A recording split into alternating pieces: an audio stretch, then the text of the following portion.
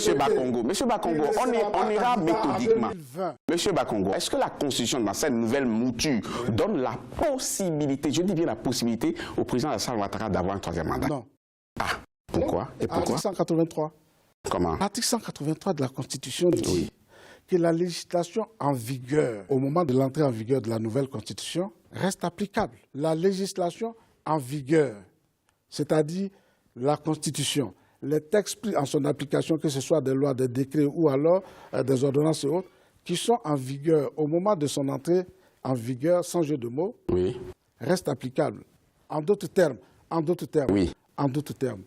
l'article 35 de la Constitution de 2000 prévoyait déjà que le mandat du président de la République était de 5 ans, renouvelable une seule fois. Oui, bien entendu. Mais est-ce que vous, aujourd'hui, il faut nous dire, la main sur le cœur, que le président de la République, en 2020, ne se représentera plus?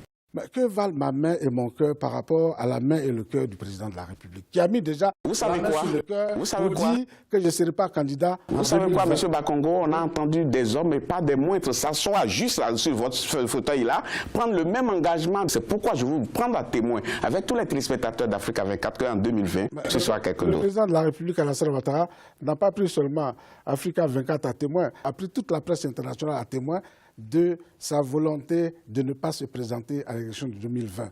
D'accord. Vous et moi, on attend 2020 alors. L'article 183 de la nouvelle Constitution cristallise donc cette position. Vous et moi, on attend 2020. Je voudrais que vous me le disiez de manière très très franche.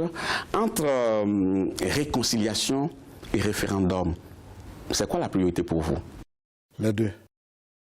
Oui, mais on ne peut pas commencer les deux ensemble. Il va falloir commencer par quelque chose. Référendum, réconciliation. On a commencé la réconciliation depuis 2011. Est-ce qu'on a fini?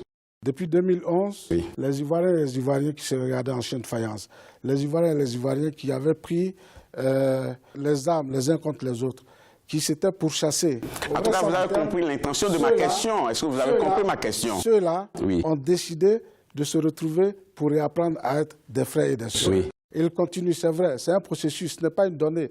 On ne va pas un jour s'attendre. Oui, mais l'interprétation de ma question, c'est de vous dire, est-ce que ce n'était pas plus important de se consacrer à la réconciliation plutôt que d'aller à un référendum? Je vous dis, je réponds bien à votre question. Oui, et finissez là-dessus. Je vous dis que depuis 2011, nous sommes dans ce processus de réconciliation et que ce processus vous arrivez à l'évaluer? n'était pas